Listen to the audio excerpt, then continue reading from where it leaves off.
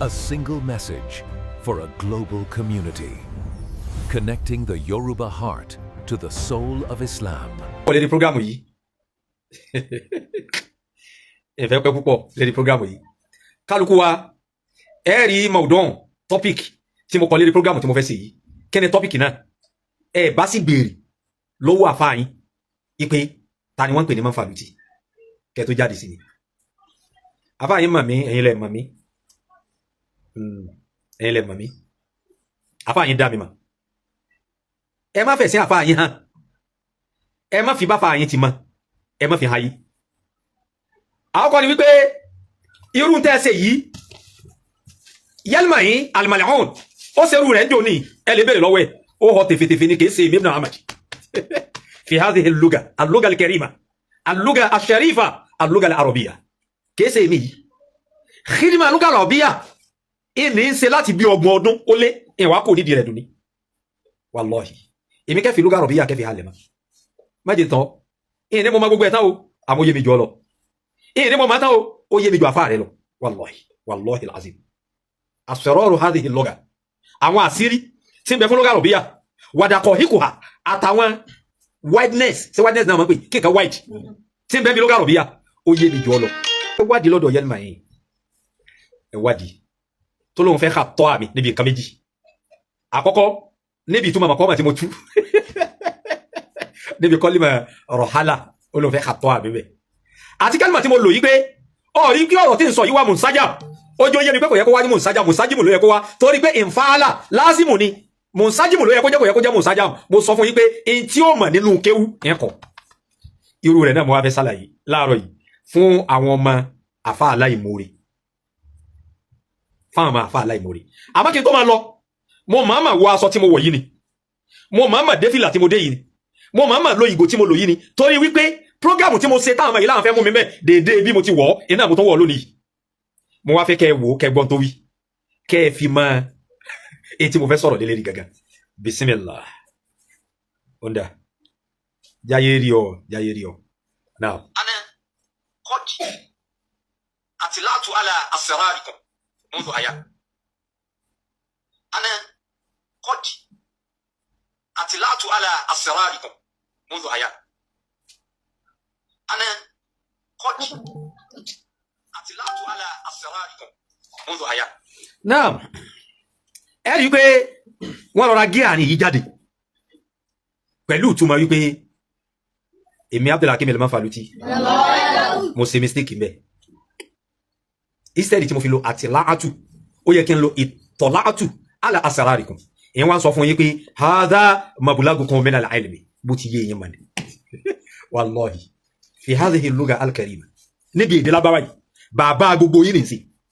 bàbá yín nìsí bàbá yín nìsí níbi lugha arabiyya wallahi mo fi ọba tí yìí fi sẹ́yìn ọ̀rọ̀ mo fi búra bó ti rí mo sọ ẹ̀fẹ́ kábùkù yín ní sọ fún yín kí tó bẹ̀rẹ̀ program ni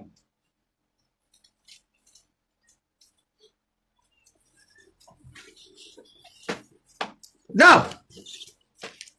mo lo atlatu ala asrarikum badalan min an astakhdima ittala'tu ala asrarikum limada kí ló fà tó jẹ́ kí n lò bẹ́ẹ̀ èyí lè bá wádìí kẹwa tún kéwú kọ́ because mo rí àwọn comment wọn kàtà àlìkọ́ tún kẹfẹ́ rọ̀ ala hadha al-maqta mo rí àwọn tàlìkọ́ tó pọ̀ lérí maqta yìí táwọn kan sọ wípé ibaratun ghayru sahiha wọ́n ní sẹ́dí àtìláàtù ala asrarikum ó yẹ kí n lo ìtọ̀láàtù ala asrarikum mo sì ráwọn kan tí wọ́n kọ́mẹ́ntì wípé ìyẹn rò pé ẹgbẹ́ni tẹ́ ń bá takù yìí dhalika ar-rajul al-balagi alladhi atqana an-nahwa wal-balaga kulla al-itqan ìmọ̀lẹ́ ń takù yìí àwọn kan kọ́mẹ́ntì bẹ́ẹ̀ wọ́n fún yín lára wọ́n jẹ́ kẹ́ mọ talẹ́ni tẹ́ ń takù àmọ́ ẹ gbà fúra ẹ gbà kíyèsí bí mo ti sọ lẹ́ẹ̀kan àfáà yín ni ẹ lọ lè béèrè mi lọ́dọ̀ rẹ̀ òun dá mi mọ̀ innahu arafa man huwa al-Manfaluti òun mọ́ta là ń pè ní Manfaluti ẹ̀yin ò mọ̀ ẹ̀ mọ̀ wallahi ẹ̀ mọ̀ torí tẹ́ ẹ bá mọ̀ ni ẹ̀ ní tàṣì àgẹ̀rẹ̀ síbi tẹ́ tàṣì àgẹ̀rẹ̀ sí ẹ̀ ní tàṣì àgẹ̀rẹ̀ ìyẹn máa sọ ibẹ̀ fa innahu qad yukhti'u lisani mo lè máa sọ̀rọ̀ lẹ́nu bí ti ń sọ̀rọ̀ yìí kí ahọ́n mi kó ṣe mistake nínú ọ̀rọ̀ tí ń sọ lakin la yukhti wa ilmi imami is a mistake because sorry tin ba mo ilmul yakin ine ma be fún mi be tin ba mo e ma mo dájú ta niyan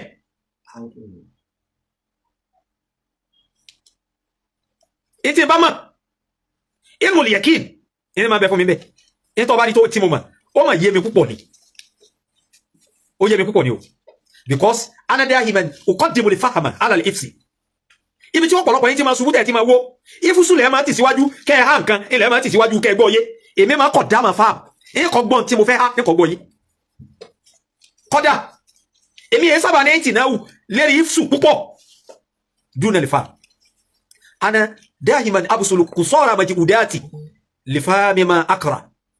aw ma adrus aw ma udarras agboye le mi ko ma ti síwájú in fi ma nil mul yakin le ni tin bá sọ ododo lọ́gbọ́n mo sọ ló tako le dari kakulitu laka kullama tukhatiuni tajidu nafsaka mukhti'an gbogbo gba tó bá lọ fẹ́ ma khato ami ó fẹ́ ma sise mi jáde ó ma rira re lẹ́ni tin sa sise ni al kamal lil mutlaq lillahi wada now asirru li balagi wa nahwi fi hadha ta'bir níbi tàbírù tí mo wá lò yí pé ana kọ́dí àtìláàtù ala asrarikum in tí ó wá yé yín bẹ́ jẹ́ wá sálàyé fún yín kó yé yéké kí ni àṣírí bàlágà kí ni àṣírí náwù tí bẹ̀lẹ̀ ní tàbírù tí mo lò yìí yartakisu ala qira'atika wa dabutika li bunyatil fi'l àtìláàtù bi fatil hamza wa sukuni ta pẹ̀lú pé hamza tí bẹ́ẹ̀ ká fún ní fatia àti láà ká fún tọ́ rẹ̀ ká fún ní sukun wa ma yudisu ta'awulan jusriyan fil mana sorry tó bá fẹ́ gbọ́ àrin oyé ó lọ lè wu tegbo ni níbi túmọ̀ ó lè wu láti di níbi túmọ̀ eni ojo yi o kí wá ṣe àfikẹ́gbẹ́ àtìlá bil fi'l al mashhur pẹ̀lú fi'li tó gbajúmọ̀ lọ́dọ̀ tiẹ̀ tó sọ pé ni mo gbọ́dọ̀ lò tí ń jẹ́ ittala al mushaddad ata èyí tá fún tó rẹ̀ ní shadda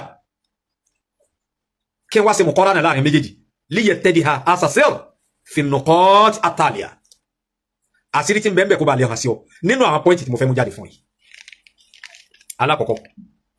alifariqu al-lugawi wa nahwi ad-daqiq ìyàtọ̀ tàwọn elédè àti ìyàtọ̀ tàwọn enínáwù ad-daqiq ó ní pé mo fi daqiq kún ad-daqiq èyí tó wà widely tó wide èyí tó já sí pé irú yín ò lè mọ̀ ìtumọ̀ daqiq sábà nìkan wà daqiq kí ni yẹn wide yóò níbi tí ìmọ̀ rẹ̀ jinlẹ̀ dúró yóò níbi tí ìmọ̀ rẹ̀ tó kọ́ tó lè máa rú tí mo fẹ́ sọ fún ìtumọ̀ àdẹ́kíkù tí ń sọ fún ọ al-fi'lu al-mashhur fi'li tó gbajúmọ̀ lọ́dọ̀ tiẹ̀ tó bá sọ pé ittala'tu bi tashdidi ta asluhu kí ni ìpìlẹ̀ rẹ̀ ittala'tu tí bá sọ pé ittala'tu ìpìlẹ̀ rẹ̀ ní ititọ́nu tala'atu aláwásí ni ìfùtàálìtù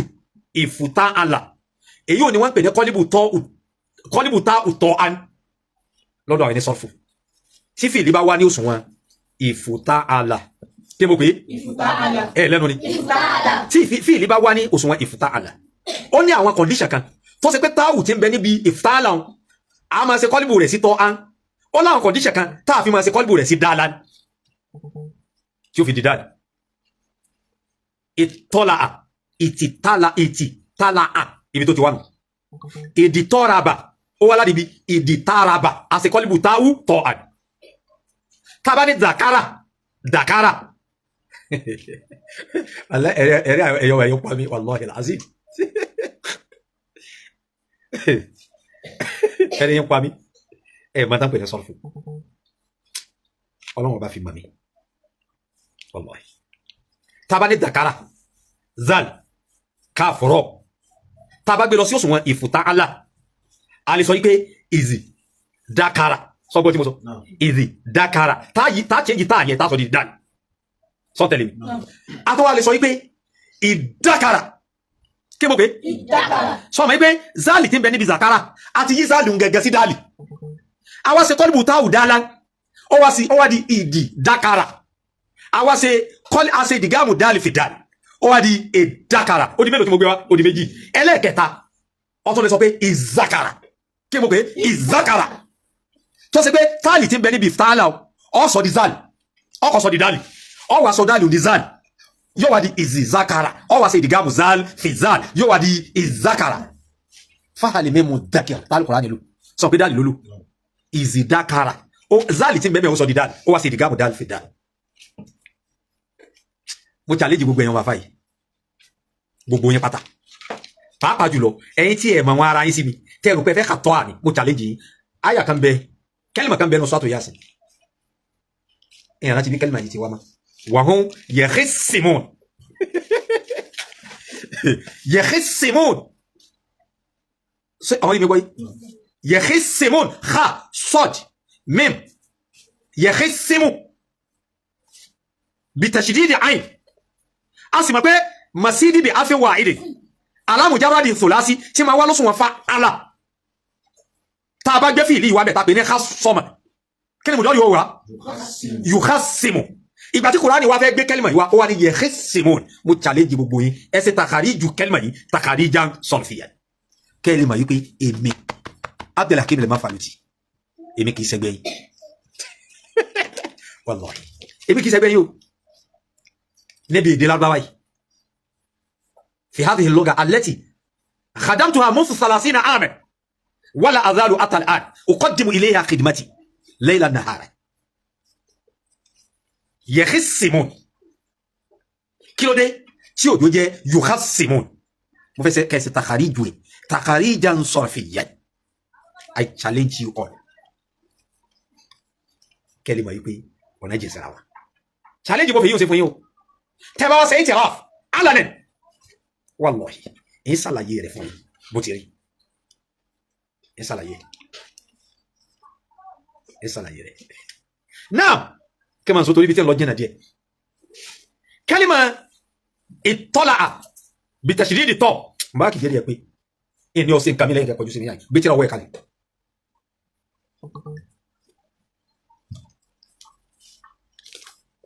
kalima ittala'a bitashdidi to ó wà wá sí ní ifta'ala sotie àwa ṣe qalbu ta'u ta'an àwa ṣe digamu to fi to ó wá di ittala'a so ri mi gbaye wa ma na tí fi'li bá wá ní òṣùwọ̀n yìí fi'li ittala'a yìí tó wá ní òṣùwọ̀n ifta'ala ìtumọ̀ wo ni wà tó fún wa gan èyí tí ó yé yín ìtumọ̀ tí ó tún fún wa ni wípé ba'athitu mo wadi wa alimutu mo ma wa nasartu bi nafsi mo wo nǹkan fúnra mi وبذلت جودا للوصول الى الامر اما مسوالا كنتو get result le rin tin wa مسوالا كنتو get result le rin tin wa ìtumọ̀ tí ìtọ́lá tí ó fún ọ ìyẹn ni pé mo dààmú gan kí n tó rí bí nájú tó àwọn àṣírí tí ń sọ yìí mo dààmú gan mo ṣe wàhálà gan kíni yẹn ò wá ní rọrùn kò wá ní rọrùn innama ana a'tamilu al-mashaqqa wa shidda qabla usuli ala hadha al-amr ala hadhihi al-asrar ìtumọ̀ tí ìtọ́lá tí ó túnú ọ wáyé al-fi'l al-mazkur fi at-ta'bir fi ìlítẹ̀mí wá lò níbi tàbírù tí mo lò ipé ana qadi atilatu ala asrarikum tẹ́mi lò tẹ́lẹ̀ fẹ́ kà tọ́ àmì níbẹ̀ ọ wáyé fi ìlí àtìláì bẹ̀fàtí amza pẹ̀lú pé amza ti bẹ́ẹ̀ ká fún fatia àti wà sùkún ní tọ́ tó tẹ̀lé ká fún sùkún àti láà wà aláwá sí ni afún àlà òun wá ló sún wọn afún àlà tí ń jẹ́ máa dí tí mùdọ́rù rẹ̀ jẹ́ yóò tì lẹ́hùn mùdọ́rù rẹ̀ nù mẹ́sìlò lápẹjúwe alama azihara wàlẹ̀ hamza húnà rí hamza tí ń bẹ níbi àti láà tí mo lò hamza tó tààdíyà ni wọ́n ń pè bẹ́ẹ̀ Hamza kí mo kì? Hamza tadiya. Ètí wọ́n pè ní Hamza tadiya, ó ní Hamza tí ma sọ láti ní di maf'ul. Tí ma sọ láti ní, tí ma sọ di ma'lum.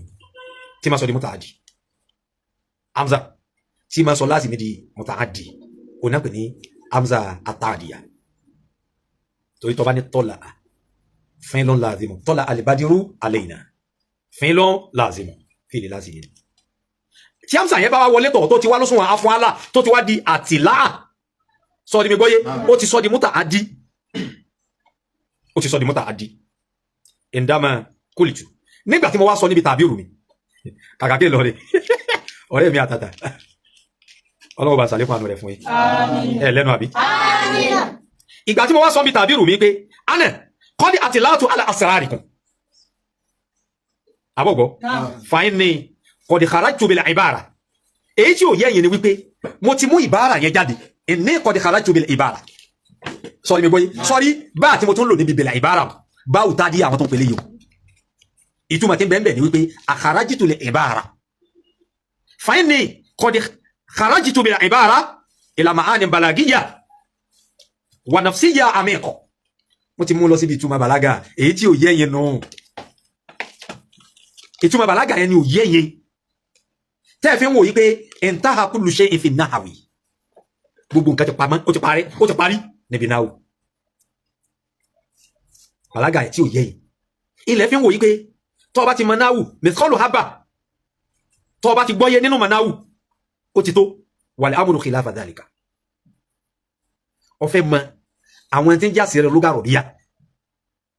ó fẹ́ mọ̀ daqa'iq hadhihi al-lugha al-karima wa anta jahilun fi ilm al-balagha wallahi innama takhabutu fi mashyika khabt al-ashwar ó máa kẹsẹ̀ bọ́sẹ̀ ni ó máa kẹsẹ̀ bọ́sẹ̀ torí tó lọ lọ́mọ ní ò lọ in tí ò lọ ó máa sọ pé lọ nahawiyyan al-intaha al-ilmu fi nahwi la ìmọ̀ parí bí náwù ó rí wípé before ọkọ̀ tó lè bẹ̀rẹ̀ sí ní máa ké bàlágà ó gbọ́dọ̀ ti ní kọ́dàmù wàtídà bí tí wò máa níbi máa náwù èyí wọ́n máa túmọ̀ fún ọ wípé náwù tó dà gẹ́gẹ́ bí secondary level àbí bàlágà ó tó dà gẹ́gẹ́ bí secondary level fún máa náwù ó parí primary school wà lọ ti graduate ó ti graduate májè kẹtọ tí n bá sọ wípé ana kọ́dì àti láàtù ala asrarikum إنما قد خرجت بالعبارة إلى معاني بلاغية ونفسية عميقة وتبقى بلا يجنا سي مستوى تيتيه يو لوجو دارو مو لوجو توفين كسي بوسي اتيو اتي الذين يؤيدونك بتعليقاتهم الخاطئة بخالد الذين يؤيدونك بتعليقاتهم الخاطئة torí tàlíkù yẹn tẹ́lẹ̀ ṣeun ẹ̀ ń bọ́ sínú mistake látara wípé ẹ̀ ń jàhálà ìtẹ́mà ẹ̀ ń fi àìmọ̀kan tí sára tí ò yé yín èyí tí ò yé yín ìṣẹ́dì tó yẹ kẹ́ ẹ wá ìmọ̀lérí kí níyẹn kó lè yé yín ẹ wá ń pe kí níyẹn láìmọ̀kan ìpè láìmọ̀kan ò ní ó wá sọ yín dá láìmọ̀kan ẹ sọ yín dá láìmọ̀kan. Now, nínú àwọn àtúmọ̀ tí tàbírù tí mo lò àti ana qad atlatu ala asrarikum nínú àwọn àtúmọ̀ tó fẹ́ fún ọ ní wọ́n pè ní al-isti'la'u wat-tamkin ẹ̀dá pẹ̀lú ẹ̀yọ́ mọ̀ yìí al-isti'la'u wat-tamkin nínú àwọn àtúmọ̀ tí tàbírù tí mo lò tí ó fún ọ nínú àwọn àtúmọ̀ tí ó fún ọ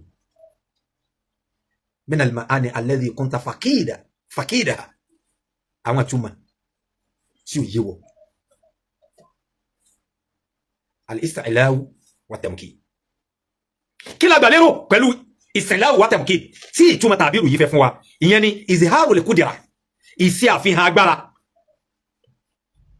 àfihàn agbára tí ń bẹ fún fìlì àtìláà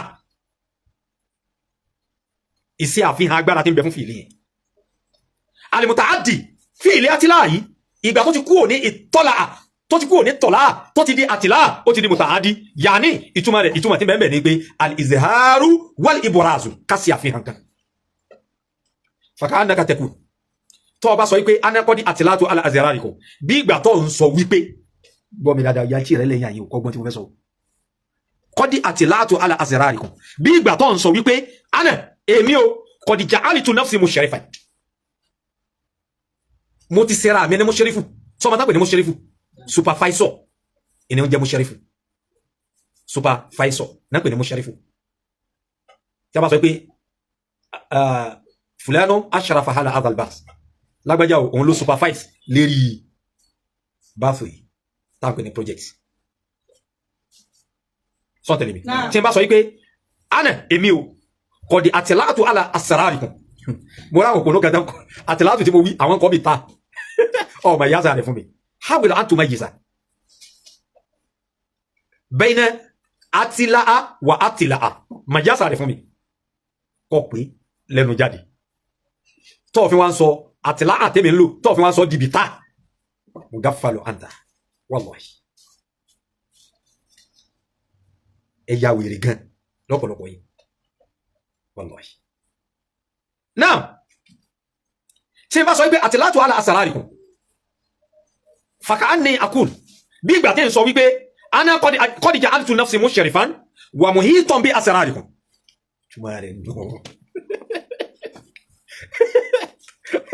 ìtumọ̀ rẹ̀ nù ja'altu nafsi mushrifan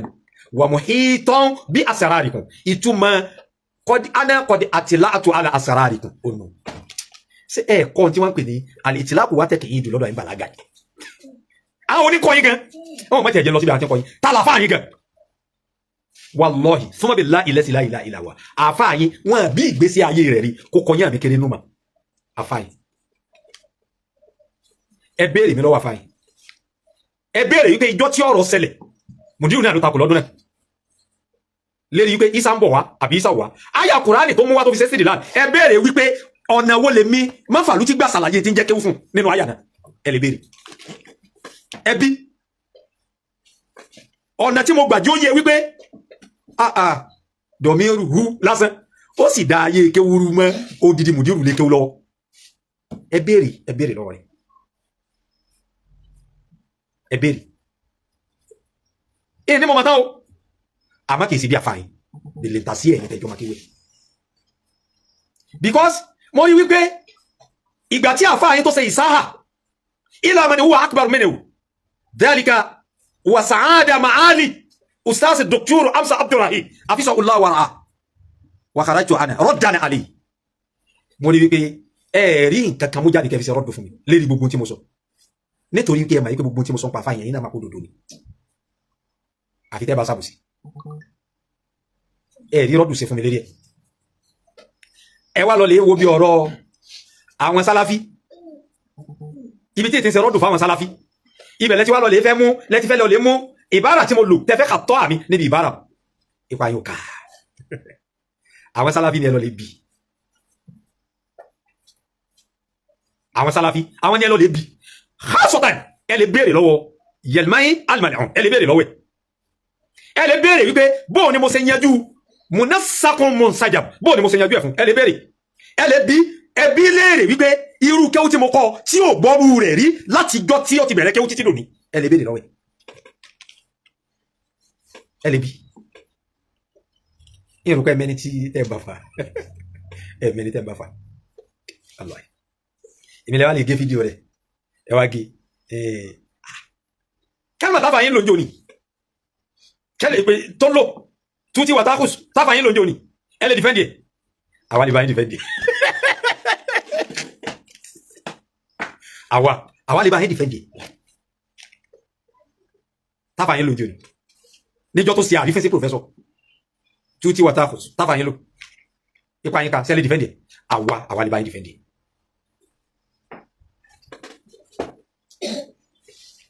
sọ̀rọ̀ mi tí n bá ń sọ̀rọ̀ ọ̀rọ̀ kí má rò pé ń jánu mo máa ti ń sọ torí tí mo máa dá mi lójú ọ lè pe àfin lè bó fún mi níbi tí mo mọ̀ ọ lè pe àfin lè bó fún mi because ẹ mọ̀ problem tẹ́ ni àlùdí àpàdé nǹkan ni kì í yé yín irú rẹ̀ lèmi máa wá wádìí ìwádìí àlùdé ìsì wádìí àpàdé níbi nǹkan ìgbà yẹn náà ní sẹ́ wà ní rest of mind lérí nǹkan yẹn pé yes eléyìí yé ni. If this message brought you value, help us reach more people. Subscribe, say message to communities láti gba ìmọ́lẹ̀ Islam tẹ̀lé Yorùbá.